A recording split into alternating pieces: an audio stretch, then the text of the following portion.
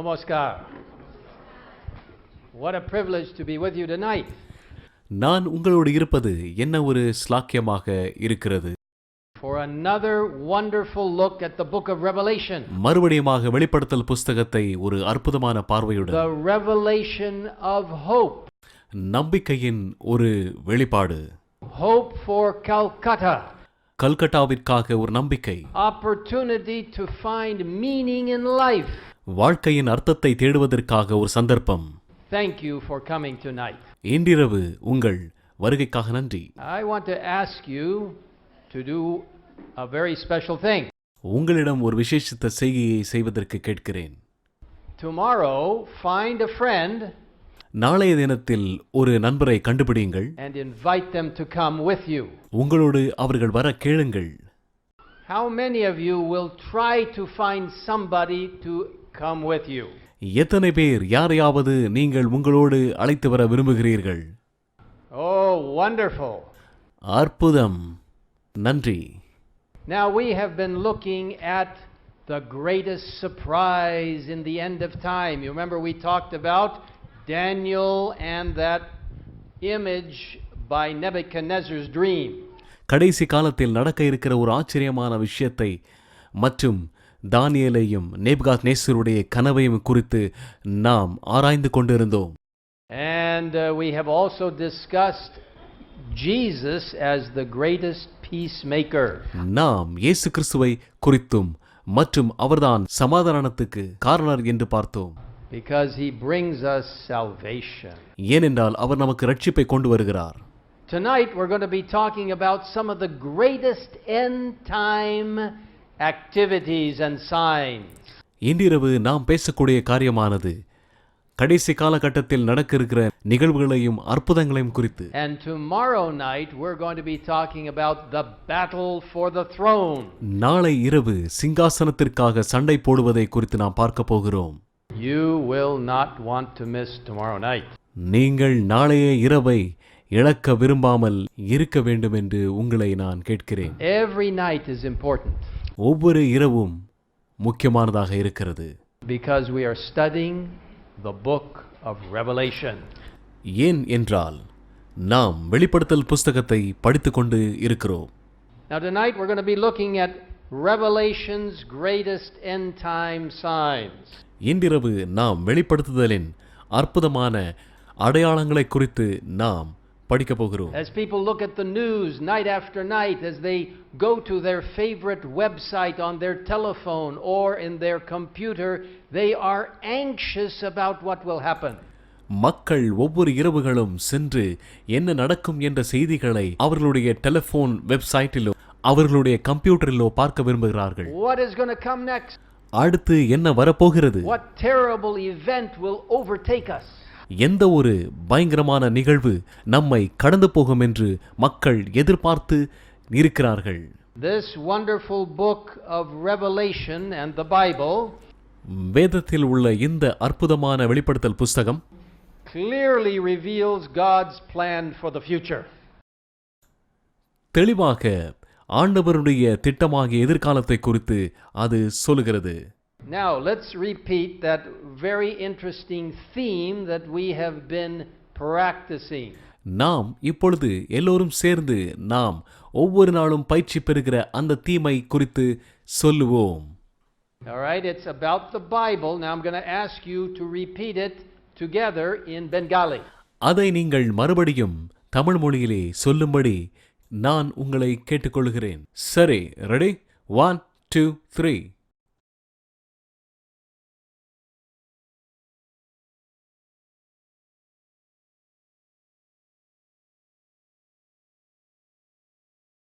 Don't accept it just because Pastor Wilson says so.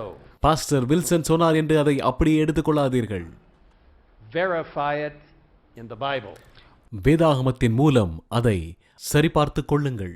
The book of Revelation begins and ends with a great climax of the coming of Jesus.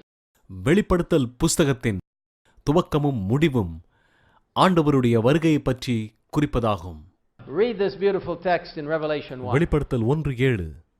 இதோ மேகங்களுடனே வருகிறார், கண்கள் யாவும் அவரை காணும், அவரை குத்தினவர்களும் அவரை காண்பார்கள், பூமியின் கோத்திரத்தார் எல்லாரும் அவரை பார்த்து புலம்புவார்கள். அப்படியே ஆகும். ஆமென். So Revelation lifts our eyes to understand something that is going to happen in the heavens.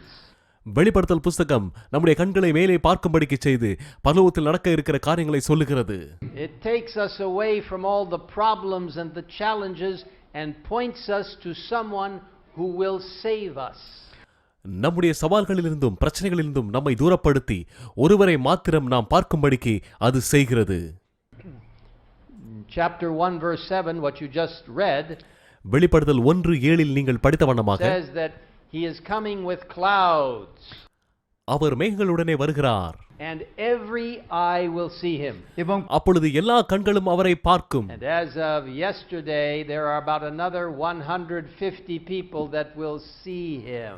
நேற்று இரவும் கூட வந்த 150க்கு மேற்பட்ட ஜனங்களும் அவரை காண்பார்கள். Because many of them had cataract surgeries, now they can see. ஏனென்றால் கண்பொறை அறுவை சிகிச்சை பெற்றவர்களும் கூட பார்க்க முடியும்.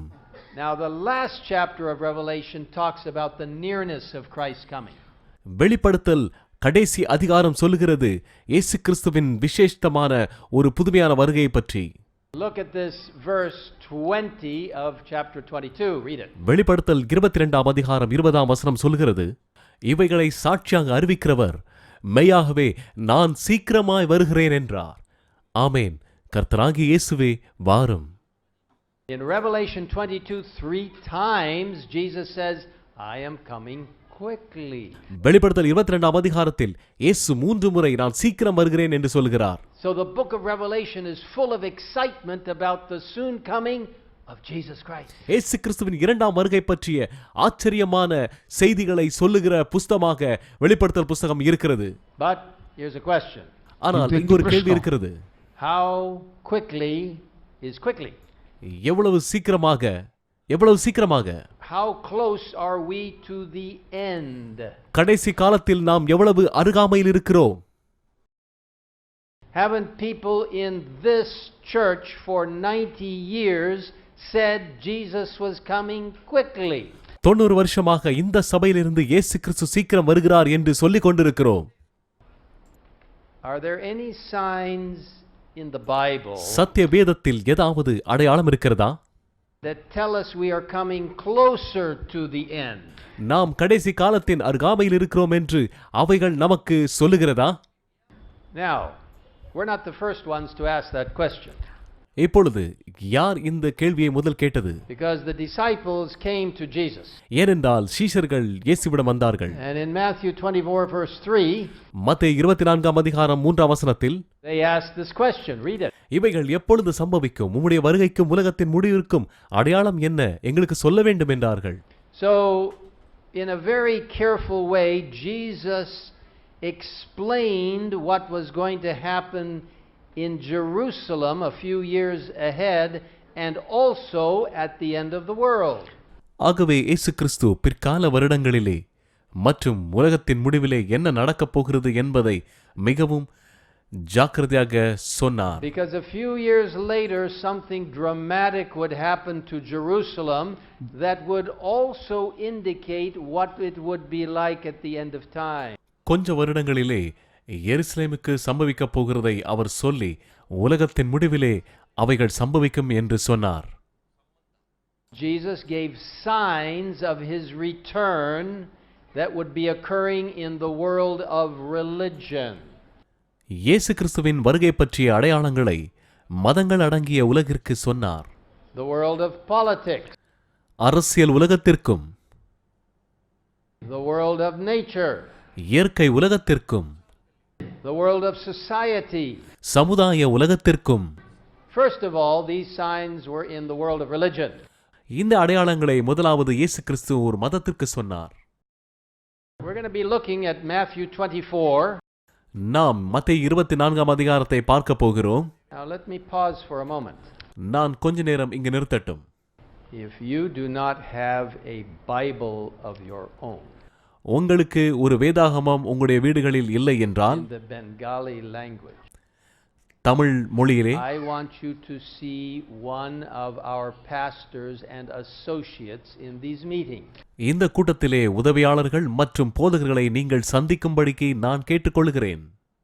You need a Bible. உங்களுக்கு ஒரு வேதாகமம் தேவைப்படுகிறது. I'm serious. I want you to have one. நீங்கள் ஒரு வேதாகமத்தை பெற்றுக்கொள்ள And I விரும்புகிறேன். want you to look in the Bible நீங்கள் பரிசுத்த வேதத்தை பார்க்கும்படி விருப்பப்படுகிறேன். for the book of Matthew. மத்தேயு புஸ்தகத்தை Now, if you can't find it, don't worry. உங்களால் கண்டுபிடிக்க முடியவில்லை என்றால் கவலை வேண்டாம். You will get acquainted with the Bible, நீங்கள் வேதத்துக்குள்ளாக போகும் பொழுது and you will find Matthew. நீங்கள் மத்தேயு புஸ்தகத்தை பார்க்க முடியும். Somebody can help you to begin with. நீங்கள் அதை துவங்குவதற்கு யாராவது உதவி செய்யக்கூடும். Then look for chapter 24. அப்பொழுது உங்களுடைய பார்வையை மத்தேயு 24ஆம் அதிகாரத்துக்கு திருப்புங்கள். It's one of the most important chapters about the signs of Jesus coming. இயேசு கிறிஸ்துவின் வருகையின் அடையாளங்களை குறிக்கிற ஒரு முக்கியமான அதிகாரமாக இருக்கிறது. So we're going to be looking now at verse 24 in chapter 24. நாம் இப்பொழுது மத்தேயு 24ஆம் அதிகாரத்தில் 24ஆம் வசனத்தை படிக்கப் போகிறோம். ஏனெனில் கள்ள கிறிஸ்துகளும் கள்ள தீர்க்கதரிசிகளும் எழும்பி கூடுமானால் தெரிந்து கொள்ளப்பட்டவர்களையும் வஞ்சிக்கத்தக்கதாக பெரிய அடையாளங்களையும் அற்புதங்களையும் செய்வார்கள். So just before the coming of Jesus, இயேசு கிறிஸ்துவின் வருகைக்கு சற்று முன்பதாக we should expect that there would be a great explosion of people interested in religious things. நாம் எதிர்பார்த்து கொண்டிருக்க வேண்டும், மக்கள் அதிகமாக மத காரியங்களில் விருப்பமுடையவர்களாக இருப்பார்கள். And in religious leaders who would misinterpret and misguide. மத தலைவர்களை நாம் பார்க்கும் பொழுது அவர்கள் தவறாக போதிப்பார்கள். அது மாத்திரமல்ல, அவர்கள் தவறான வழியையும் காட்டுவார்கள் என்று பார்க்கிறோம். Giving false signs and false miracles. தவறான அடையாளங்களையும் மற்றும் தவறான அற்புதங்களையும் அவர்கள் செய்வார்கள். People would be led astray by such things as astrology. மக்கள் ஜோதிடம் போன்ற வழிகேட்டில் அவர்கள் அதிகம் விருப்பமுடையவர்களாக இருப்பார்கள். Now, I'm not talking about astronomy, that's the study of how the stars move. நான் இப்பொழுது வானியல் பற்றி, நட்சத்திரங்கள் எப்படி செல்கிறது என்று நான் சொல்லவில்லை. But you know, astrology has to do with mystic ways in which forces can influence you if stars line up and all this kind of thing.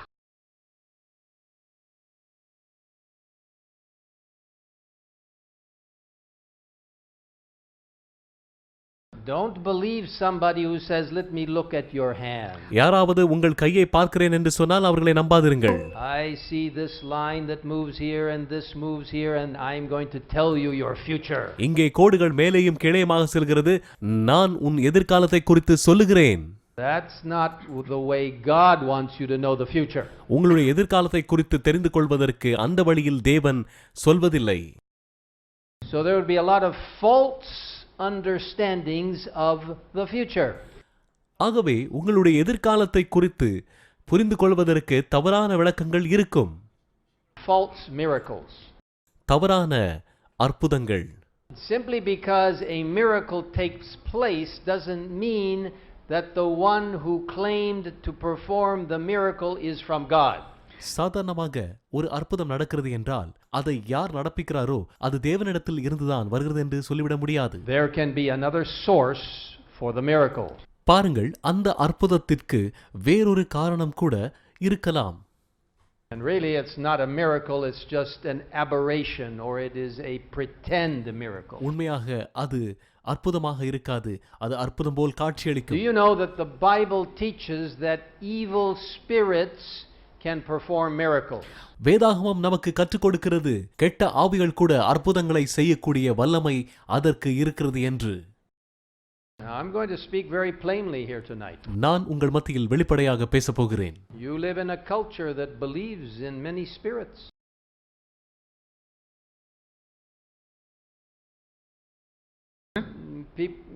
Some of you may not believe in them. சில பேர் நீங்கள் அதை நம்புவதில்லை. There are people who believe that there are forces and strange things that happen. ஏதாவது சக்திகள் அல்லது வித்தியாசமான ஏதாவது ஒன்று நடக்குமானால் அதை நம்பக்கூடிய மக்கள் இருக்கிறார்கள். And I want to tell you there are evil spirits. நான் உங்களுக்கு சொல்ல வேண்டும், கெட்ட ஆவிகள் இருக்கின்றன. They are not motivated by the God in heaven, அதெல்லாம் தேவனால் அனுப்பப்பட்டவைகள் அல்ல, but by the devil. ஆனால் அது பிசாசினால் அனுப்பப்பட்டவைகள். Let's look at Revelation 16:14. வெளிப்படுத்தின விசேஷம் 16ஆம் அதிகாரம் 14ஆம் வசனத்தில் நாம் பார்க்கிறோம், அவைகள் அற்புதங்களை செய்கிற பிசாசுகளின் ஆவிகள், அவைகள் பூலோகமெங்குமுள்ள ராஜாக்களை சர்வ வல்லமையுள்ள தேவனுடைய மகா நாளில் நடக்கும் யுத்தத்திற்கு கூட்டி சேர்க்கும்படிக்கு புறப்பட்டு போகிறது. So these false teachers, they point to the miracles they're doing. இந்த கள்ள போதகர்கள் தாங்கள் செய்கிற அற்புதங்களையே சுட்டி காட்டுகிறார்கள். And they say, you see, this is a good reason why you should believe I am true. ஆகவே இது ஒரு நல்ல காரணம் என்று, நான் செய்கிற அற்புதத்தை வைத்து நீங்கள் என்னை நம்ப வேண்டும் என்று அவர்கள் சொல்லுகிறார்கள் என்று நாம் இங்கே பார்க்கிறோம். But these signs and miracles are performed and are from the source of evil spirits. இந்த அடையாளங்களும் அற்புதங்களும் கெட்ட ஆவிகளினால் செய்யப்படுகிறது என்று நாம் பார்க்கிறோம். To deceive people. ஜனங்களை நம்ப வைத்து ஏமாற்றுவதற்காக. They are counterfeits, they are false. அது பொய், அவைகள் பொய்யானவைகள். The closer you get to the original or the pure one, you can see the faults in the counterfeits. நீங்கள் உண்மையான அற்புதங்களையோ அல்லது தேவன் செய்கிற அற்புதங்களையோ நீங்கள் நாடி செல்வீர்கள் என்றால் பொய்யானவைகள் உங்களுக்கு புலப்படும். If anyone comes to you and they claim to have miraculous signs, யாராவது வந்து நாங்கள் உங்களுக்கு அற்புதம் செய்கிறோம் என்று சொன்னால், and even claim to heal the sick, அல்லது நாங்கள் வியாதிப்பட்டவர்களை குணப்படுத்த போகிறோம் என்று சொன்னால், but at the same time they deny the very authority of the holy word, அதே நேரத்தில் பரிசுத்த வேதத்தின் அதிகாரத்தை அவர்கள் புறக்கணிக்கிறவர்களாய் இருந்தால், then be very careful. அப்பொழுது நீங்கள் மிகவும் கவனமாயிருங்கள். Avoid those people. அப்படிப்பட்ட ஜனங்களை நீங்கள் தவிர்த்திடுங்கள்.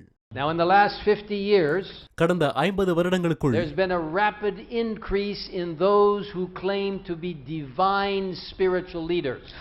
நாங்கள் மிகவும் பரிசுத்தமான தலைவர்கள் என்ற வளர்ச்சி பெருகியிருக்கிறது. On the continent of Africa, Africa கண்டத்தில் இது அதிகமாக இருக்கிறது. there were at least 2 cult leaders that led their followers to a fiery death. அங்கே 2 வழிபாட்டு தலைவர்கள் 2 நபர்களை அவர்கள் சாக செய்திருக்கின்றனர். There are all kinds of strange leaders that lead people even to commit suicide. அவர்கள் எல்லோரும் ஒரு வித்தியாசமான தலைவர்கள், அவர்கள் தற்கொலைகளுக்கு கூட அவர்களை அழைத்து செல்வார்கள் என்பதில் சந்தேகம் இல்லை. All over the world there are false prophets. இந்த உலகம் முழுவதையும் பார்ப்போம் என்றால் அங்கே கள்ள தீர்க்கதரிசிகள் அதிகமாக இருப்பதை நாம் பார்க்க முடிகிறது. Who say things and do things not in accordance with God's holy word. அவர்கள் சொல்வதையும் அவர்கள் செய்கிறதையும் வேதத்தில் நாம் எங்கேயும் பார்க்க முடிவதில்லை. Remember what we said. நினைத்து பாருங்கள் நாம் என்ன சொன்னோம் என்று. In the Bible, சத்திய வேதத்தில் இருந்தால் I agree with it. நான் அதோடு ஒத்துப்போகிறேன். If it's not in the Bible, அதில் இல்லை என்றால் it's not for me. அது எனக்கு அல்ல. Now the Savior moved on to the area of politics. நம்முடைய இரட்சகர் இப்பொழுது அரசியலையும் பற்றி பேசுகிறார் என்பதை நாம் வேதத்திலிருந்து பார்க்க போகிறோம். And he talks about international warfare. அவர் உலகளாவிய சண்டைகளை குறித்து பேசுகிறார். He even predict the things that were going to happen today. இந்த நாளில் நடக்கப் போகிற காரியங்களை குறித்து கூட வெளிப்படுத்தி இருக்கிறார். Look at the 6th verse of Matthew. மத்தேயு 24ஆம் அதிகாரம் 6வது வசனத்தை பார்ப்போம். யுத்தங்களையும் யுத்தங்களின் செய்திகளையும் கேள்விப்படுவீர்கள். You can say, but haven't we always had wars?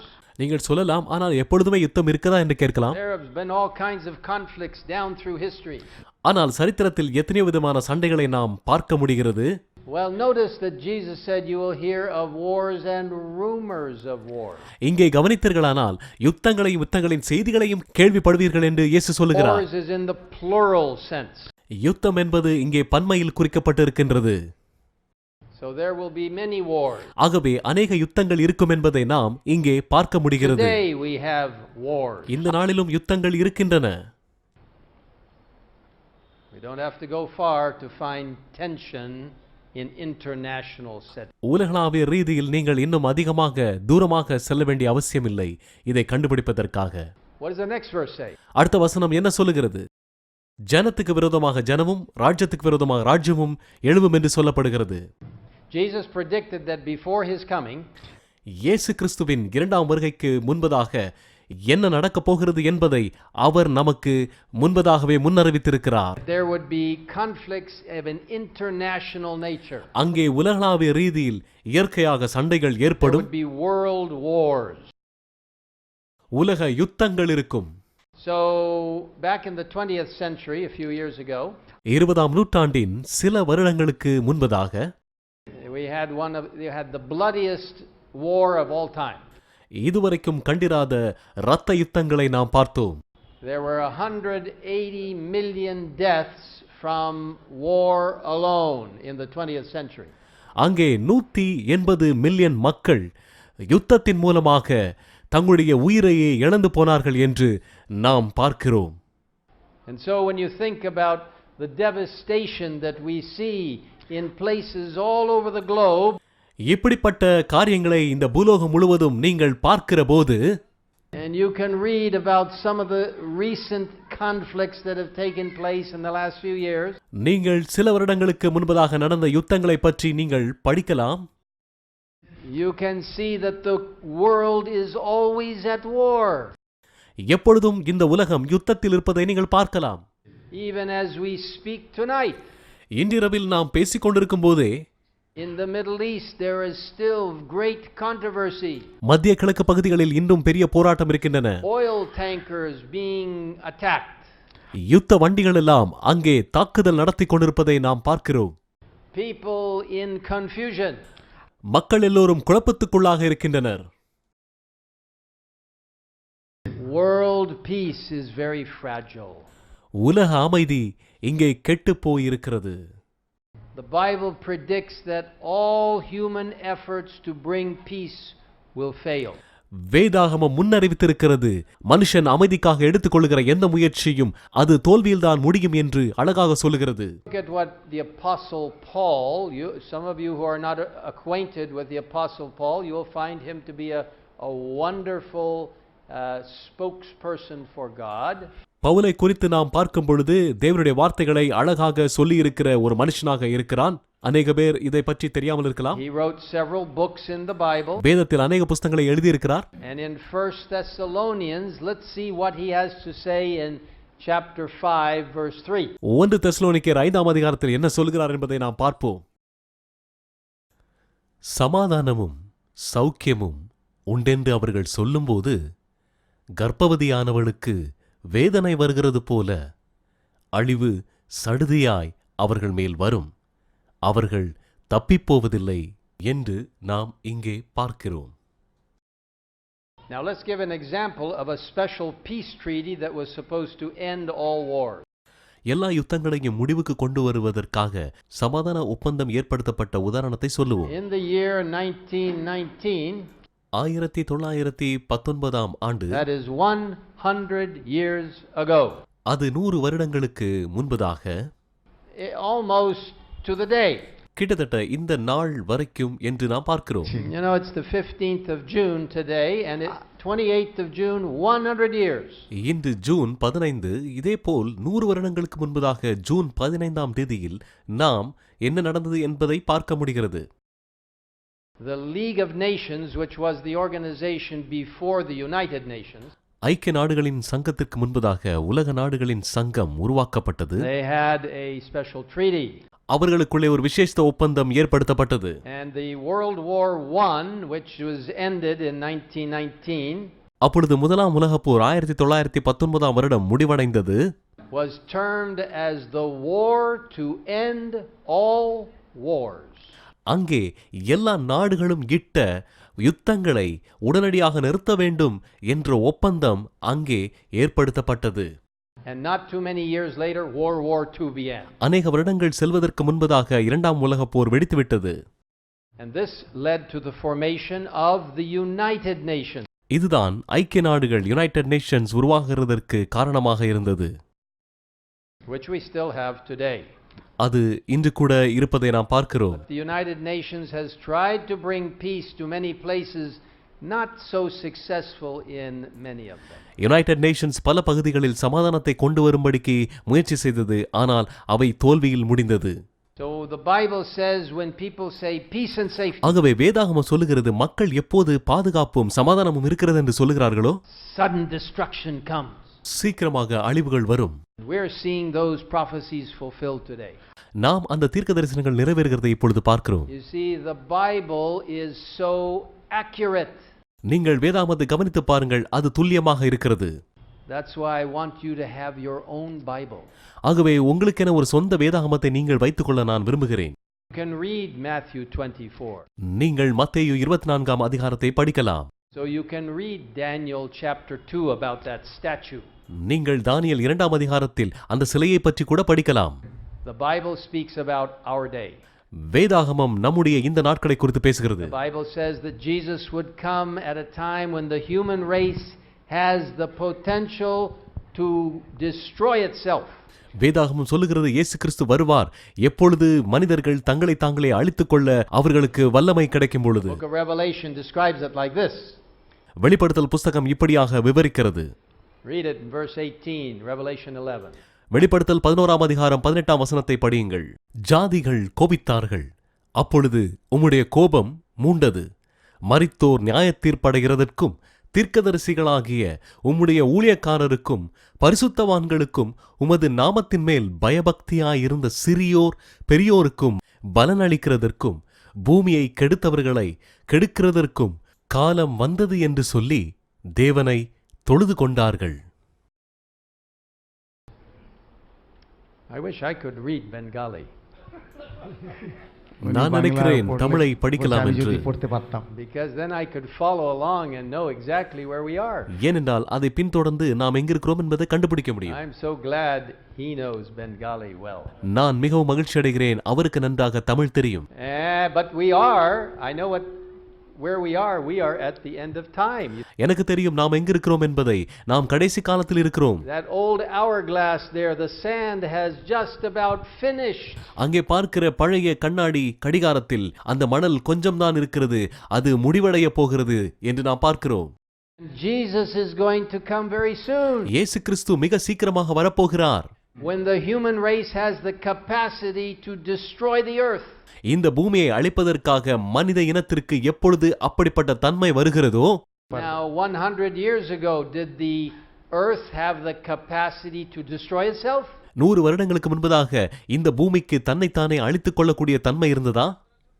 No, they could destroy some people, but it couldn't destroy the world.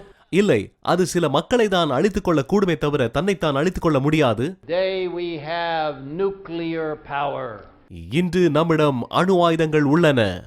The great nation of India has nuclear power. மிகப்பெரிய தேசமாக இந்திய தேசம் அணு சக்தி உடையதாக இருக்கிறது. There are a handful of nations in the world that have nuclear weapons. கை நிறைய தேசங்களை நாம் சொல்லலாம். இன்று அவைகள் அணு ஆயுதங்கள் உடைய தேசங்களாக இருக்கின்றது. And if those missiles were launched from various countries, they would destroy virtually the world. உண்மையாக தவறான சக்திகள் அனுப்பப்படும் என்றால் அநேக தேசங்கள் இன்று அழிந்துவிடும்.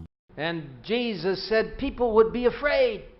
மக்கள் யாவரும் பயப்படுவார்கள் என்று இயேசு சொன்னார். At the time, just about the time when we're going to step over into eternity. இயேசு கிறிஸ்து சொன்னார், அந்த நேரத்தில் தான் நாம் நித்திய ராஜ்யத்துக்காக நாம் கடந்து செல்வோம் என்று. And just about the time that the world could be destroyed, Jesus will come to save us. உலகம் அழிய போகிற அந்த நேரத்தில் தான் இயேசு கிறிஸ்து நம்மை மீட்பதற்காக வருவார். Look at what the book of Luke chapter 21 tells us. லூக்கா 21ஆம் அதிகாரம் என்ன சொல்கிறது என்று பாருங்கள். வானத்தின் சத்துவங்கள் அசைக்கப்படும், ஆதலால் பூமியின் மேல் வரும் ஆபத்துக்களுக்கு பயந்து எதிர்பார்க்கிறதினால் மனுஷனுடைய இருதயம் சோர்ந்து போகும். அப்பொழுது மனுஷகுமாரன் மிகுந்த வல்லமையோடும் மகிமையோடும் மேகத்தின் மேல் வருகிறதை காண்பார்கள். ஆகவே நீங்கள் பயப்படுகிற போது உங்களை சுற்றி நீங்கள் எங்கும் பார்க்காதிருங்கள். For somebody to save you, அல்லது யாராவது உங்களை ரட்சிக்க look up for the coming of the Lord. நீங்கள் மேலே பாருங்கள், இயேசு கிறிஸ்து உங்களை ரட்சிக்க வருகிறார் என்று. I think we can hear the footsteps of Jesus coming to take us home. நான் நினைக்கிறேன் இயேசு கிறிஸ்து நம்மை மேலோக வீட்டிற்கு அழைத்து செல்ல அவர் வருகிற போது அவருடைய காலடிகளின் சத்தம் கேட்கும் என்று. All of history is moving to a grand climax. எல்லா சரித்திரமும் ஒரு மிகப்பெரிய உச்சக்கட்டத்தை நோக்கி செல்கிறதாக இருக்கிறது. Lift your eyes from the earth to heaven, because Jesus says, I am about to return. உங்களுடைய கண்களை பூமியிலிருந்து வானத்திற்கு ஏறெடுத்து பாருங்கள், ஏனென்றால் இயேசு கிறிஸ்து சொல்லுகிறார் அவர் சீக்கிரமாக வரப்போகிறார். And Revelation reveals that there is hope for us. வெளிப்படுத்தல் புஸ்தகம் நமக்கு வெளிப்படுத்துகிறது நமக்கு ஒரு நம்பிக்கை இருக்கிறது என்று. There are signs in the world of religion. இந்த மத உலகத்தில் சில அடையாளங்கள் இருக்கின்றன. Politics. அரசியலும் இருக்கின்றன. And nature. மற்றும் இயற்கையும் இருக்கின்றது. The Bible predicts that just before Jesus coming, nature would be out of control. வேதாகமம் முன்னறிவித்திருக்கிறது, இந்த இயற்கையானது இயேசு கிறிஸ்துவின் வருகைக்கு சற்று முன்பதாக அது தன்னுடைய கட்டுப்பாட்டை இழந்துவிடும் என்று சொல்லுகிறது. We should expect tornadoes. நாம் சூறாவளிகளை எதிர்பார்த்திருக்க வேண்டும். I don't know if you have so many tornadoes in India. எனக்கு தெரியாது, அநேக சூறாவளிகள் இந்தியாவில் கூட வந்திருக்கலாம். But they have been devastating America recently. சமீப காலத்தில் அமெரிக்காவை அது மிகப்பெரிய அளவில் பாதித்திருக்கிறது என்பதை நாம் பார்க்கிறோம். They are forces of wind that are so powerful they will pick up a house and move it for 5 kilometers. அவைகளெல்லாம் ஒரு காற்றுகளின் மிகப்பெரிய சக்தி. அவைகள் ஒரு 5 கிலோமீட்டர் தூரம் கூட ஒரு வீடை கூட எடுத்து செல்லக்கூடும். There will be fires. அங்கே அக்கினி இருக்கும். Terrible fires. பயங்கரமான அக்கினி இருக்கும். In the United States there was a horrible fire recently. சமீப காலத்தில் அமெரிக்காவில் மிக மோசமான நெருப்பு இருந்தன. It destroyed a whole city. அது நகரம் முழுவதையுமே அழித்து போட்டது. And many people. மற்றும் அநேக ஜனங்களையும் கூட. There would be terrible hurricanes or cyclones as you call them here. பயங்கரமான சூறாவளிகள் இருப்பதை நாம் பார்க்க முடிகிறது. And this part of Asia is very accustomed to cyclones. இந்த காலங்களிலே சூறாவளிகள் அதிகமாக இருப்பதை நாம் பார்க்க முடிகிறது. But they will get worse. ஆனாலும் இன்னும் அதிக மோசமாக அவைகள் வரும் என்பதை பார்க்கிறோம். There would be terrible floods. அங்கே பயங்கரமான பெருவெள்ளம் இருக்கும். Even in India you have floods. இந்தியாவிலும் கூட பெருவெள்ளத்தை நாம் பார்க்க முடிகிறது. Country to the east in Bangladesh, terrible floods that take place. But around the world, unusual natural disasters. தேசத்தின் தெற்கு பகுதியிலும் அநேக பெருவெள்ளங்களை நாம் பார்க்க முடிந்தது. There would be famine. பஞ்சங்களும் இருக்கும் என்று பார்க்கிறோம். I want to tell you right now, you have great advantage in India. நான் உங்களுக்கு சொல்ல வேண்டும், இந்தியாவில் நீங்கள் அதிக நன்மை பெறுகிறீர்கள். There are people in India who go to bed hungry. இந்திய தேசத்தில் இன்னும் அநேக ஜனங்கள் தங்களுடைய படுக்கை அறைக்கு பட்டினியாக செல்கிறார்கள். And we need to help people like that. அப்படிப்பட்ட ஜனங்களுக்கு நாம் உதவி செய்ய வேண்டும். For the most part, food is available. அநேக பகுதிகளில் உணவு கிடைக்கிறது. But in some parts of the world they can experience famine. ஆனால் உலகத்தின் அநேக பகுதிகளில் மக்கள் பஞ்சத்தை அனுபவித்துக் கொண்டிருக்கின்றனர். Now going back to Matthew 24. நாம் மறுபடியும் மத்தேயு 24ஆம் அதிகாரத்துக்கு செல்லுவோம். Now how do you say 24 in Bengali? 24. Chobish. ஆம். Okay. I want you to say it together with me, okay? 24 சரியா? Don't forget Chobish. சரியா? சரி. மேத்யூ என்பது மத்தேயு. Huh? மேத்யூ என்பது மத்தேயு. Moti Chobish. Okay. Verse 7. ஜனத்துக்கு விரோதமாய் ஜனமும் ராஜ்யத்துக்கு விரோதமாய் ராஜ்யமும் எழும்பும். பஞ்சங்களும் கொள்ளை நோய்களும் பூமி எதிர்ச்சிகளும் பல இடங்களில் உண்டாகும். Haven't we always heard about famines? பஞ்சங்களை குறித்து நீங்கள் கேள்விப்பட்டிருக்கிறீர்களா? Haven't people always been hungry? மக்கள் எப்பொழுதும் பசியாக இருக்கிறார்கள் அல்லவா? Jesus didn't predict a famine, he said many famines. இயேசு கிறிஸ்து ஒரு பஞ்சத்தை குறித்து சொல்லவில்லை, பஞ்சங்கள் என்று அவர் சொல்லி இருக்கிறார். We look out over the world, we see that there are many terrible famines. இந்த உலகத்தை நாம் பார்க்கும் பொழுது அநேக பஞ்சங்கள் இருக்கிறதை நாம் பார்க்கிறோம். In fact, in 38 countries there is food shortage. உண்மையாக 38 தேசங்களில் உணவு பற்றாக்குறை இருக்கிறது. 1/6 of the world's population will go to bed hungry tonight. மக்கள் தொகையில் 6க்கு 1 பகுதி ஜனங்கள் இன்று பட்டினியாக படுக்கைக்கு செல்கின்றனர். I want to stop for 1 minute. நான் இங்கே ஒரு நிமிடம் நிறுத்திக் கொள்ள விரும்புகிறேன். I want to have a prayer of thanks to God. நான் தேவனுக்கு ஒரு நன்றி ஜெபத்தை ஏறெடுக்க விரும்புகிறேன். That we have food in India. ஏனென்றால் இந்தியாவில் உணவு இருக்கிறது என்பதற்காக. I had a very good dinner today. ஏனென்றால் நான் இன்று நல்ல உணவை உண்டேன். Almost all of it was good Indian food.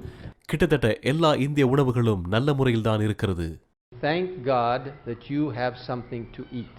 தேவனுக்கு நன்றி, ஏனென்றால் நாம் உண்பதற்கு ஏதாவது ஒன்று இருக்கிறது. But let's pray for the people who don't. ஆகவே அவைகள் இல்லாத ஜனங்களுக்காக நாம் ஜெபிப்போம். Just bow your head. சற்று உங்கள் தலைகளை தாழ்த்துங்கள். Father, thank you for giving us food today. கர்த்தாவே, நீர் எங்களுக்கு நல்ல உணவை இன்று கொடுத்ததுக்காக நன்றி. We know there are people who will go to sleep tonight very hungry. எங்களுக்கு தெரியும் அநேக ஜனங்கள் இன்றிரவு பட்டினியோடு படுக்கைக்கு செல்கிறார்கள். Even in India. இந்தியாவிலும் கூட People who have no home. ஜனங்களுக்கு வீடு ஏதும் இல்லை. Very poor people. மிகவும் ஏழை ஜனங்கள். Help them in some way. ஏதாவது வழியில் அவர்களுக்காக நீர் உதவி செய்யும். And help us to help them. நாங்கள் அவர்களுக்கு உதவி செய்யும்படிக்கு நீர் எங்களுக்கு உதவி செய்யும். Thank you for providing food for our families. எங்களுடைய குடும்பத்திற்கு நீர் உணவு அளித்ததற்காக நன்றி செலுத்துகிறோம். Prepare us for what will come in the future. வருங்காலத்திலே வருகிறவைகளுக்காக நீர் எங்களை ஆயத்தப்படுத்தும். We are grateful for what you give to us. நாங்கள் நன்றியவர்களாக இருக்கிறோம் நீர் எங்களுக்கு கொடுத்தவைகளுக்காக. Bless India with enough food and water. இந்தியாவை ஆசீர்வதியும், போதுமான உணவினாலும் போதுமான தண்ணீரினாலும். In Jesus' name. இயேசுவின் நாமத்தினாலே. Amen. Amen. Thank you, sir, for praying for India. 1/6 will go to bed tonight around the world without food. உலகம் முழுவதும் 1/6 பகுதி ஜனங்கள் உணவில்லாமல் தங்களுடைய படுக்கைக்கு செல்கிறார்கள். About 2 billion people have a chronic hunger problem. 2 billion மக்களுக்கு மேலாக வறுமை, பட்டினி போன்ற பிரச்சனைகள் இருப்பதை நாம் பார்க்க முடிகிறது. Now there will be problems with pestilences. What is that word? கொள்ளை நோய். Well, a pestilence is a strange disease that affects human beings and crops and the environment. கொள்ளை நோய் என்பது மனிதர்களையும் மற்றும் தாவரங்களையும் இயற்கையான சூழலையும் பாதிக்கக்கூடிய ஒன்றாகும். And the reason that farmers put pesticides on crops is because these diseases are destroying the crops. ஆகவேதான் விவசாயிகள் பூச்சிக்கொல்லி மருந்தை இந்த தாவரங்கள் மேல் போடுகின்றனர். ஏனென்றால் இந்த கொள்ளை நோய்கள் அந்த தாவரங்களை எல்லாம் அழித்து விடுகின்றன. Jesus also said there would be earthquakes. இயேசு கிறிஸ்துவும் சொன்னார் அங்கே பூமி அதிர்ச்சி இருக்கும். In Matthew 24:7, மத்தேயு 24:7 Chobish, I remember that now, Chobish. மத்தேயு, அதை நான் ஞாபகப்படுத்துகிறேன், அங்கே பல இடங்களில் பூமி அதிர்ச்சிகள் உண்டாகும். There would be earthquakes in various places. ஆம், பல இடங்களில் பூமி அதிர்ச்சிகள் உண்டாகும். Now it's estimated that the earth experiences 50 earthquakes a day. பூமியில் கிட்டத்தட்ட 50 பூமி அதிர்ச்சிகள் உண்டாகிறது என்று கணிக்கப்பட்டுள்ளது. This region of Asia can experience earthquakes. ஆசியாவின் இந்த பகுதியானது பூமி அதிர்ச்சிகளை அனுபவிக்க கூடும். Especially up towards the Himalayas. விசேஷமாக இமாலயா பகுதிகளில் பார்க்கலாம். The turn of the new millennium. புது புத்தாயிரத்தை நாம் பார்க்கும் பொழுது, That means just a few years ago.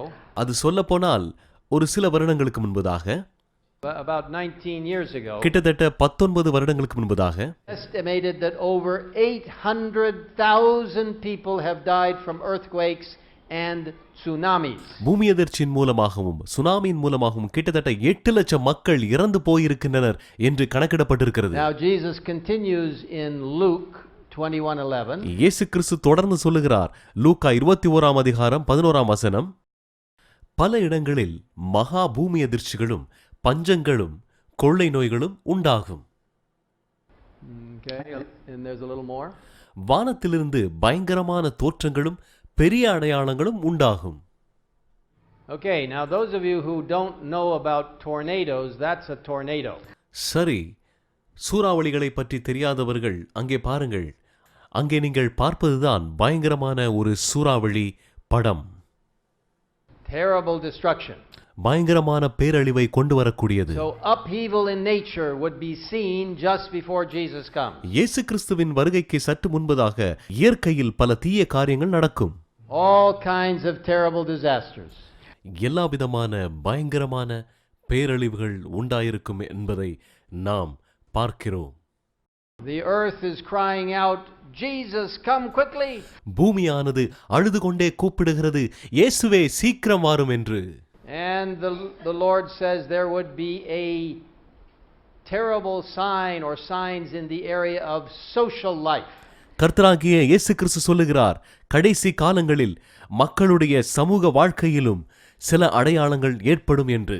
Society together that keeps the Indian society together, that keeps other societies together, would begin to break down. சில சமுதாயங்கள், இந்திய சமுதாயம் மற்றும் பல சமுதாயங்கள் சேர்ந்திருப்பவைகள் எல்லாம் உடைக்கப்படுகின்றன என்று பார்க்கிறோம். All right, and what does it say in verses 37 and 38 of our special chapter? நோவாவின் காலத்தில் எப்படி நடந்ததோ அப்படியே மனுஷகுமாரன் வரும் காலத்திலும் நடக்கும் என்று பார்க்கிறோம். மத்தேயு 24 அதிகாரம் 37வது வசனம். So the end days of this history of the earth will be like the days of Noah. இந்த பூமியின் கடைசி முடிவின் சரித்திரம் எப்படி இருக்கும் என்றால் நோவாவின் காலத்தில் எப்படி நடந்ததோ அப்படி இருக்கும் என்று நாம் இங்கே பார்க்கிறோம். Some of you may not be familiar with that story. சில பேர் அந்த கதையை குறித்து உங்களுக்கு தெரியாமல் இருக்கலாம். God said he would destroy this earth with a flood all over the world. தேவன் சொன்னார், இந்த உலகம் முழுவதையும் நான் தண்ணீரினால் அழிக்கப் போகிறேன் என்று சொன்னார். But he would save those who would come to him. யாரெல்லாம் தேவனிடம் வருகிறாரோ அவர்களை நான் ரட்சிப்பேன் என்று சொன்னார். Noah preached for 120 years. 120 வருடங்களாக நோவா அதை குறித்து பிரசங்கித்து வந்தார். The only people he could draw into truth were his family members. நோவாவினால் சத்தியத்திற்குள் இழுத்துக் கொள்ளப்பட்ட ஜனங்கள் அவருடைய குடும்பம் மாத்திரமே என்று நாம் பார்க்கிறோம். So out of the thousands and thousands of people that lived before the flood, only 8 people were saved. ஆயிரமான ஜனங்கள் மத்தியிலே நோவா 8 பேரை மாத்திரம்தான் தேவனிடம் கொண்டு வர முடிந்தது. Along with animals that were selected so they could repopulate the earth. அவர்களோடு கூட தேர்ந்தெடுக்கப்பட்ட சில மிருகங்களும் கூட இந்த பூமியில் பலுகி பெருக அவைகளையும் தேவன் ரட்சித்தார் என்று பார்க்கிறோம். So before the flood they were drinking and marrying and giving in marriage. அந்த மிகப்பெரிய பேரழிவுக்கு முன்பதாக நோவாவின் காலத்தில் அவர்கள் குடித்தும் வெறித்தும் அவர்கள் பெண் கொடுத்தும் பெண் கொண்டும் வாழ்ந்தார்கள் என்று நாம் அறிகிறோம். Now is there anything wrong with eating and drinking? குடிப்பதிலும் உண்பதிலும் ஏதாவது பாவம் இருக்கிறதா? No, not if you're eating and drinking the right things. இல்லை, நல்ல பொருட்களை நான் உண்பதிலும் குடிப்பதிலும் எந்த விதமான தவறு இல்லை. And there's nothing wrong in marrying and giving in marriage if it's done in the proper way. நல்ல முறையிலே ஒரு திருமணம் நடைபெற்றிருந்தால் அதில் எந்த தவறும் இல்லை. But this biblical passage talks about self-centered life. ஆனால் இந்த ஒரு வசனம் எதை குறிக்கிறது என்றால் ஒரு மனிதனின் சுயமயமான வாழ்க்கை பற்றியதாகும். Pleasure was dominating their lives. இன்பம் அவருடைய வாழ்க்கையை ஆதிக்கம் செய்து கொண்டிருந்ததாக அந்த வசனங்கள் சொல்லுகிறது. Ignored Noah's preaching. நோவாவின் பிரசங்கத்தை அவர்கள் புறக்கணித்தார்கள். And Noah said a flood will come. அங்கே நோவா சொன்னார், பெருவெள்ளம் வரப்போகிறது என்று. At that time the earth was a bit different and they never had rain. அந்த காலத்தில் பூமியானது சற்று வித்தியாசமாக இருந்தது, ஏனென்றால் அங்கு மழை இல்லை. But in the morning a mist would come and cover the earth. அங்கே பூமியானது மூடுபனியினால் காலைதோறும் மறைக்கப்பட்டிருக்கும். And so when Noah was saying rain will come, ஆகவே மழை ஒன்று வரப்போகிறது என்று நோவா சொல்லிக் கொண்டிருந்த போது they didn't believe him. அதை அவர்கள் நம்பவில்லை. And they just laughed at him. ஆனால் அவரை பார்த்து சிரித்தார்கள். You see these people here making fun of him. அங்கே மக்கள் அவனை பார்த்து கேலி செய்து கொண்டிருந்தார்கள். This old man doesn't know what he's talking about. அந்த வயதான மனிதன் என்ன பேசுகிறான் என்று அவனுக்கே தெரியவில்லை. They were not spiritually motivated. அந்த மக்களுடைய வாழ்க்கை ஆவிக்குரிய ரீதியில் உற்சாகப்படுத்தப்படவில்லை. They did not repent of their sins. அவர்களுடைய பாவ வாழ்க்கையிலிருந்து அவர்கள் மனம் திரும்பவில்லை. Their minds were occupied with themselves. அவர்களுடைய மனதில் அவர்களைப் பற்றிய சிந்தையே இருந்தது. What about today? இன்றைய காலத்தில் எப்படி? Jesus predicted there would be loose morality. இயேசு கிறிஸ்து முன்னறிவித்திருக்கிறார், கடைசி காலங்களில் ஒழுக்கம் என்பது இல்லாமல் இருக்கும். Just like in the time of Noah. நோவாவின் காலத்தில் எப்படி இருந்ததோ அப்படியே There would be a breakup of the family unit. குடும்பங்களிலே விரிசல் உண்டாகும் என்று பார்க்கிறோம். Here in India you have very good family connections. இங்கு இந்தியாவிலே நல்ல குடும்ப ஒற்றுமை இருக்கிறது. Family ties that take you to places where, yes, that's where I'm from and these are my people. ஒரு குடும்ப இணைப்பு, இவர்கள் எல்லாரும் என்னுடைய மக்கள், இவர்கள் எல்லோரும் என்னுடைய உறவுகள் என்று. Even in India there is the breakup of the home. இந்தியாவிலும் கூட இல்லறங்கள் உடைக்கப்பட்டிருப்பதை நாம் காண முடிகிறது. The family is the foundation of society. குடும்பம்தான் சமுதாயத்தின் அடிப்படையான ஒன்றாகும். So all these signs tell us that Jesus is coming soon. இந்த எல்லா அடையாளங்களும் சொல்கிறது இயேசு கிறிஸ்து சீக்கிரமாக வரப்போகிறார் என்று. What a privilege for us to look up and realize our salvation is not on this earth but it is in Jesus soon. என்ன ஒரு அழகான சந்தர்ப்பம்! நம்முடைய ரட்சிப்பு இந்த பூமியில் அல்ல, நம்முடைய தேவனாகிய கர்த்தரிடத்தில் இருக்கிறது என்பதை பார்க்கிறோம். Whatever you have done in the past, if you come to Jesus and ask for forgiveness, நீங்கள் எதையாவது கடந்த காலத்தில் செய்திருந்தால் அதை குறித்து நீங்கள் இயேசுவிடம் வந்து மன்னிப்பு கேட்டால் He will forgive you and give you a new life. அவர் அதை உங்களுக்கு மன்னித்து புது வாழ்க்கை தருவார். And you can start in a new way. நீங்கள் ஒரு புதிதான வாழ்க்கையை ஆரம்பிக்கலாம். Well, we live in a world that has rising crime and violence. நாம் வாழ்கிற இந்த வாழ்க்கை அதிகமாய் வளர்கின்ற குற்றங்களும் சண்டைகளும் நிறைந்த வாழ்க்கை. And in Genesis 6 it says the earth was corrupt before God. ஆதியாகமம் 6ஆம் அதிகாரம் சொல்லுகிறது, பூமியானது கர்த்தருக்கு முன்பாக மிகவும் சீர்கெட்டு போய் இருந்ததாக சொல்லுகிறது. And everything seemed to be corrupt on this earth. இந்த பூமியிலே எல்லாம் சீர்கெட்டு போய் இருப்பதாக சொல்லுகிறது. God destroyed the earth because of its violence. பூமியை தேவன் அழித்தார், ஏனென்றால் அதில் நிறைந்திருந்த கொடுமையின் மித்தமாக. They are concerned about violence. அவர்கள் எல்லோருடைய அக்கறை எல்லாம் வன்முறையை பற்றியதாகும். You are concerned about violence. நீங்களும் வன்முறை பற்றிய அக்கறை உள்ளவர்களாக தான் இருக்கிறீர்கள். In 2014 the World Health Organization reported the following. 2014ஆம் ஆண்டில் இந்த உலக சுகாதார அமைப்பு அறிக்கையிட்டது என்னவென்றால், that there are 475,000 killings every year. 4,75,000 பேர் ஒரு வருடத்துக்கு கொலை செய்யப்படுகிறார்கள் என்று சொல்லப்படுகிறது. We're not talking about wars, we're talking about people coming up and slashing them with a machete or shooting them. நாம் யுத்தத்தை குறித்து பேசவில்லை. மனிதர்கள் ஆயுதங்களை எடுத்து தங்களை தாங்களே குத்திக்கொண்டு மரணத்தை சந்திப்பதை நாம் பார்க்கிறோம். 1 in 4 children have been physically abused. 4 குழந்தைகளில் ஒரு குழந்தைக்கு உடல் முறைகேடு நடைபெறுகிறது. 1 in 3 women have been victims of abuse. 3 பெண்களில் ஒரு பெண் உடல் முறைகேட்டில் குற்றவாளியாக இருக்கிறார். 1 in 17 older people have been abused. வயது சென்றவர்களில் 17 பேருக்கு ஒருவர் பாதிக்கப்படுகிறார். Just in the last month. கடந்த மாதத்தில் What a terrible uncertainty people face. என்ன ஒரு விபரீதமான ஒரு காலத்தை மக்கள் அனுபவித்தார்கள். Including economic uncertainty. நிச்சயமற்ற பொருளாதார ரீதியிலும் மக்கள் அனுபவித்தார்கள். James 5 tells us that we will weep for our miseries and your riches are corrupted. யாக்கோபு 5ஆம் அதிகாரம் சொல்லுகிறது, நம்முடைய துயரத்தினாலும் அநீதியால் பெற்ற ஐஸ்வர்யத்தினாலும் நாம் அழுது புலம்புவோம். உங்கள் ஐஸ்வர்யம் அழிந்து உங்கள் வஸ்திரங்கள் பொட்டரித்து போயின, உங்கள் பொன்னும் வெள்ளியும் துருபிடித்தது, அவைகளில் உள்ள துரு உங்களுக்கு விரோதமாக சாட்சியாயிருந்தது. அக்கினியைப் போல உங்கள் மாம்சத்தை தின்னும். கடைசி நாட்களிலே பொக்கிஷத்தை சேர்த்தீர்கள். Revelation 18 verse 17 says that for in 1 hour such great riches will come to nothing. ஒரே மணி நேரத்தில் இவைகளெல்லாம் ஒன்றுமில்லாமல் ஆகிவிடும் என்று வெளிப்படுத்தல் 18ஆம் அதிகாரம் 17ஆம் வசனம் சொல்கிறது. Wars have caused millions to escape from their homes. யுத்தங்கள் தங்களுடைய இல்லங்களிலிருந்து அநேக மக்களை வெளியே செல்வதற்காக வழி நடத்தி இருக்கிறது. Stock markets have come down. பங்குச் சந்தையை நாம் எடுப்போம் என்றால் அங்கேயும் ஒரு பெரிய வீழ்ச்சியை பார்க்க முடிகிறது. Earthquakes and tsunamis have taken place. பூமி அதிர்ச்சிகளும் சுனாமிகளும் வந்திருக்கின்றன.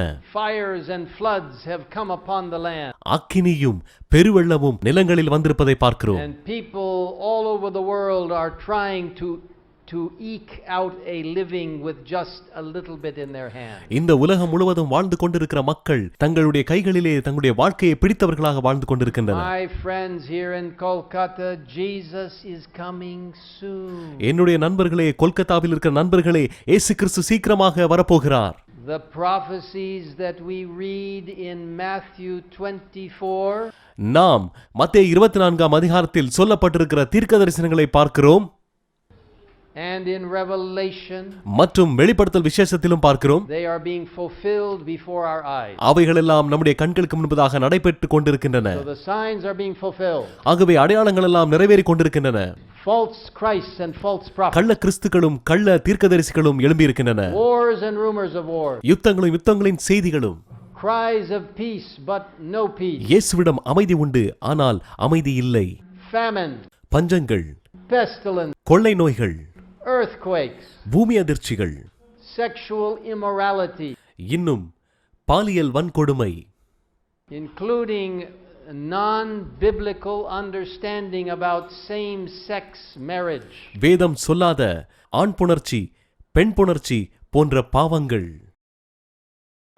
That is not what God gives us in the Bible. அது வேதாகமத்தில் எங்கேயுமே தேவன் கொடுக்கவில்லை. Marriage is to be between one man and one woman. திருமணம் என்பது ஒரு ஆணுக்கும் பெண்ணுக்கும் இவர்களுக்கு இடையே நடக்கக்கூடியதாகும். Homes are falling apart.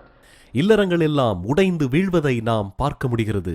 Violence is filling countries. வன்முறைகள் தேசங்களை ஆட்கொள்கிறது. There is economic uncertainty. நிச்சயமற்ற பொருளாதாரங்கள்.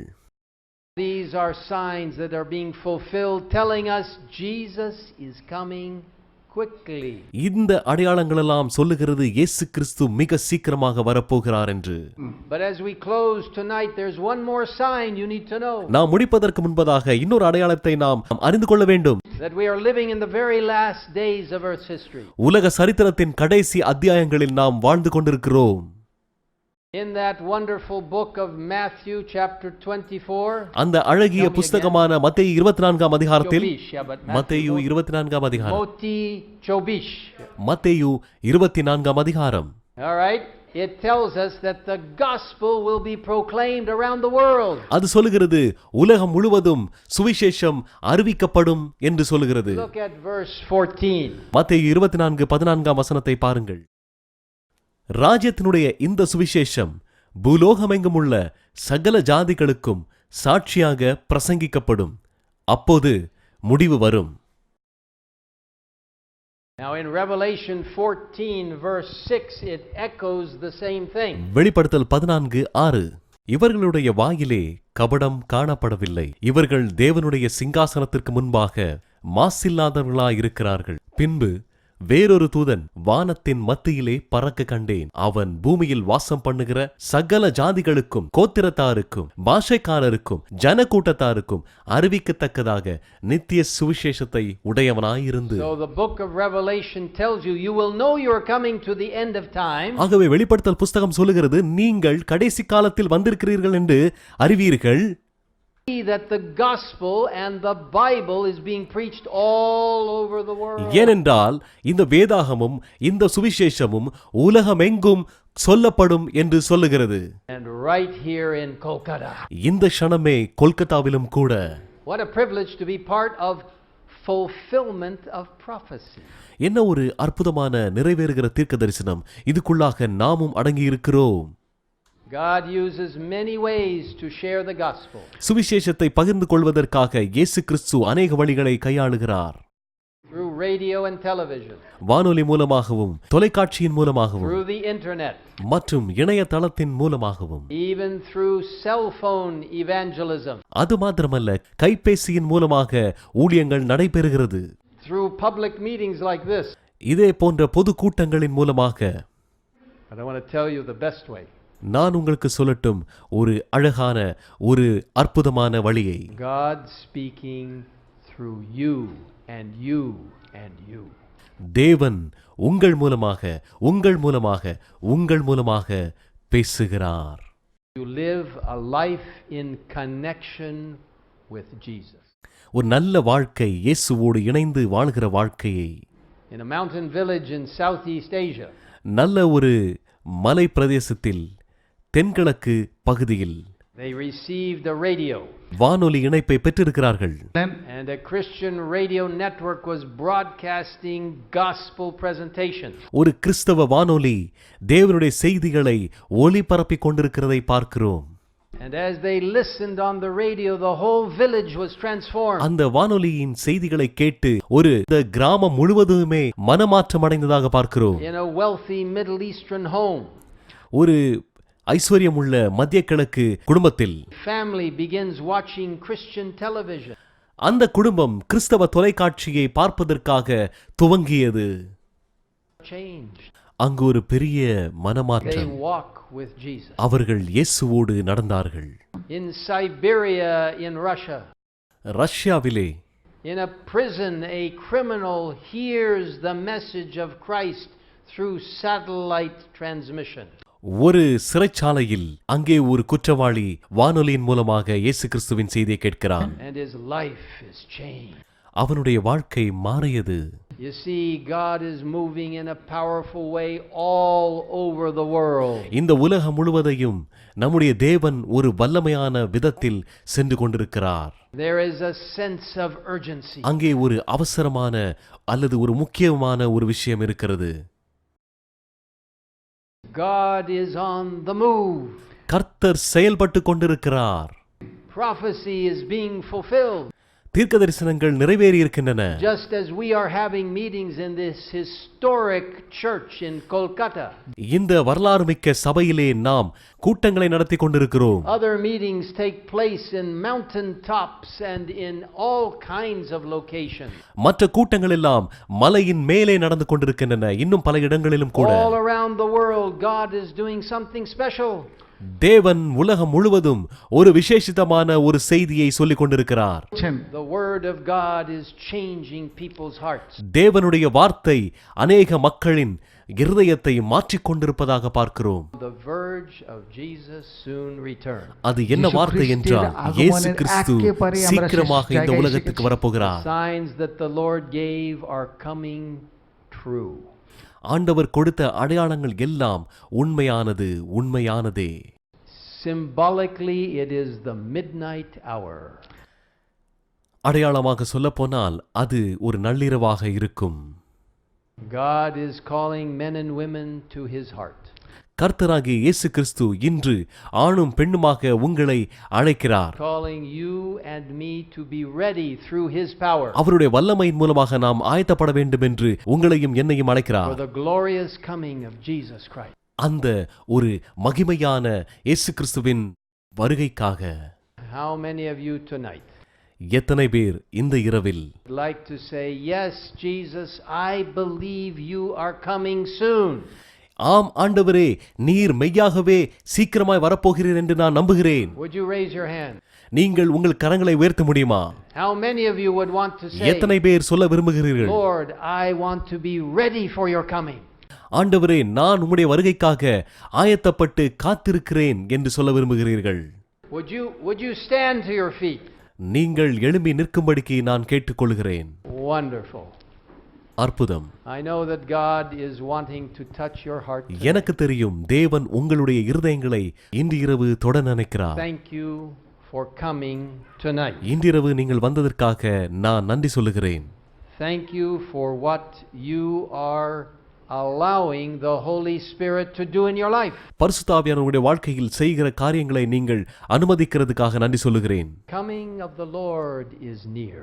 தேவனுடைய வருகை அதி சீக்கிரமாக இருக்கிறது. When trouble and pain and death, துன்பங்கள், கஷ்டங்கள், மரணங்கள், வியாகுலங்கள், for those who love Jesus. இயேசு கிறிஸ்துவை நேசிப்பவர்களுக்காக அவர் வரப்போகிறார். Tomorrow night we're going to be talking about a subject you will not want to miss. நாளை இரவிலும் நாம் பேசுகிற காரியம் நீங்கள் இழந்துவிட விரும்பாதது ஒன்றாகும். the battle for the great throne of God. தேவனுடைய சிங்காசனத்திற்காக பெரிய யுத்தம். A battle between good and evil. அங்கே ஒரு பெரிய யுத்தம் நன்மைக்கும் தீமைக்கும் இடையே. Between Christ and Satan. அங்கே இயேசு கிறிஸ்துவுக்கும் சாத்தானுக்கும். Don't miss tomorrow night. நாளைய இரவில் அதை நீங்கள் இழந்து விடாதீர்கள். And remember to bring someone with you. நீங்கள் வருகிற போது யாரையாவது உங்களோடு கூட்டிக் கொண்டு வர மறக்காதீர்கள். Let us pray. நாம் ஜெபிப்போம். Father in heaven, பரலோகத்தில் இருக்கிற எங்கள் பிதாவே, thank you for the book of Matthew மத்தேயு புஸ்தகத்துக்காக நாங்கள் நன்றி செலுத்துகிறோம். and the 24th chapter. 24ஆம் அதிகாரத்துக்காகவும். Lord, give us understanding of Matthew and Revelation. வெளிப்படுத்தின விசேஷத்தையும் மத்தேயு புஸ்தகத்தையும் நன்றாக அறிந்து கொள்ளும்படிக்கு நல்ல ஒரு ஞானத்தை கொடும். So that we can understand we are coming close to the end. ஆகவே நாங்கள் கடைசி நாட்களில் வந்திருக்கிறோம் என்று அறிந்து கொள்ளுவோம். Thank you for the signs that tell us. நீர் எங்களுக்கு கொடுத்த ஒவ்வொரு அடையாளங்களுக்காக நன்றி. Help us not to ignore them like the people in Noah's day. நோவாவின் காலத்தில் நடந்தது போல நாங்கள் அதை புறக்கணித்து விடாதபடிக்கு எங்களுக்கு உதவி செய்யும். Lord, bless every person here tonight. இங்கிருக்கிற எல்லா நபர்களை நீர் ஆசீர்வதிக்க வேண்டுகிறோம். Bless their family. அவர்களுடைய குடும்பத்தை ஆசீர்வதியும். Give them a new picture of what the future will be. வருங்காலத்தை பற்றிய ஒரு நல்ல ஒரு அற்புதமான விஷயங்களை நீர் எங்களுக்கு கற்றுத்தாரும். Through the wonderful word of God. உம்முடைய அற்புதமான வார்த்தைகளின் மித்தமாக எங்களுக்கு நீர் காட்டியருளும். Bring all of us here safely tomorrow night. நாளைய தினத்திலும் எல்லோரையும் நீர் பாதுகாப்பாக கொண்டு வாரும். And help us to tell others about what we are learning. நாங்கள் கற்றுக்கொண்டிருக்கிற இந்த காரியங்களை பிறருக்கு நாங்கள் சொல்லும்படி எங்களுக்கு உதவி செய்யும். Thank you for the promise of your soon coming. அதி சீக்கிரமாய் வருகிறேன் என்று சொன்ன அந்த வாக்கு தத்தங்களுக்காக நாங்கள் நன்றி செலுத்துகிறோம். By your grace we want to be ready. உம்முடைய கிருபையின் மித்தமாக நாங்கள் ஆயத்தப்பட விரும்புகிறோம். In Jesus' name we ask. இயேசுவின் நாமத்தினாலே நாங்கள் இதை கேட்கிறோம். Amen. ஆமென்.